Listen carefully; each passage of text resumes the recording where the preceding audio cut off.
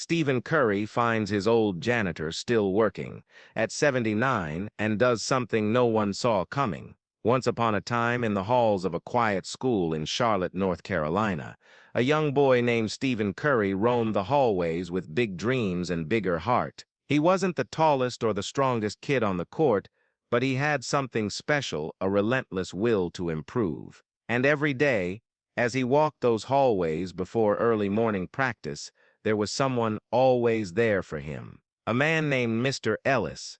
Mr. Ellis was the school janitor. Tall, soft-spoken, with hands worn from years of hard work, he never missed a shift. He kept the gym floors spotless, made sure the lights were on for every game, and sometimes, when no one else was around, he'd sit quietly in the bleachers watching Stephen shoot. He didn't say much, but he saw everything. Stephen used to joke that Mr. Ellis knew more about his jump shot than his own dad, but time moves fast. Stephen grew up, got drafted into the NBA, became a two-time MVP, a global icon, a legend in Golden State. And somewhere along the way, life got busy. Years passed.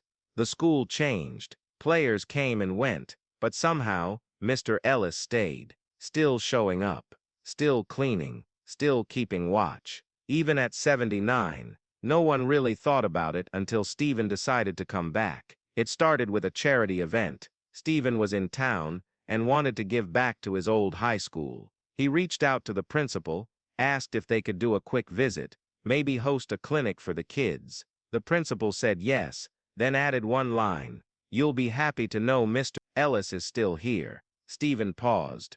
Wait, seriously? Yes. Still working. Every day. Stephen didn't say anything right away, he just smiled. That smile turned into a plan, because when Stephen Curry hears a story like that, he doesn't just nod and move on, he acts. So on the day of the event, cameras rolled, reporters stood by, kids lined up in the gym, waiting for their idol to walk in. But Stephen had a different entrance in mind. Instead of going straight to the gym, he walked down the hallway. The same hallway he used to run through as a teenager, and there, pushing a cart, wearing his faded uniform and white cap, was Mr. Ellis, still doing his job, still unnoticed. Until Stephen called out, "Mr. Ellis." The old man turned slowly, blinked, and then his face lit up like he'd seen a ghost. "Stephen, is that you?" Stephen laughed.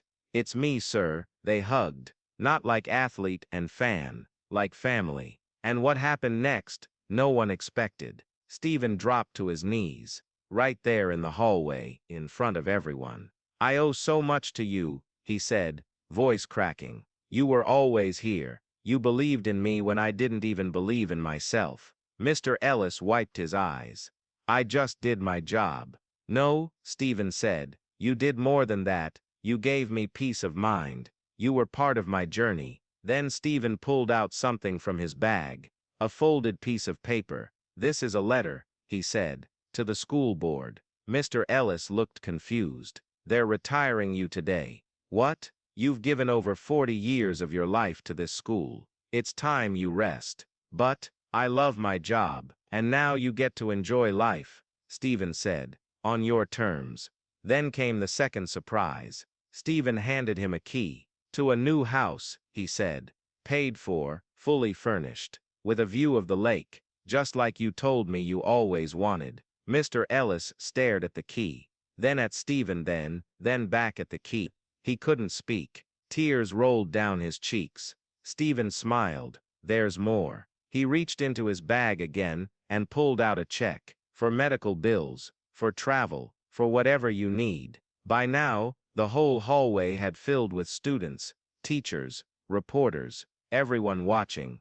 Everyone moved. Stephen helped Mr. Ellis up. "You deserve this," he whispered. "You always did." And just like that, the man who once cleaned up after others finally got the moment he earned: respect, gratitude, love, and a well-deserved retirement. What Stephen did that day spread across the internet faster than a three-pointer in overtime. People were inspired, moved, some even cried, because this wasn't just about basketball, this was about kindness, about remembering where you came from, about giving back to the people who showed up for you, even when no one else did. And Stephen Curry proved once again that greatness isn't just about what you do on the court, it's about what you do off it.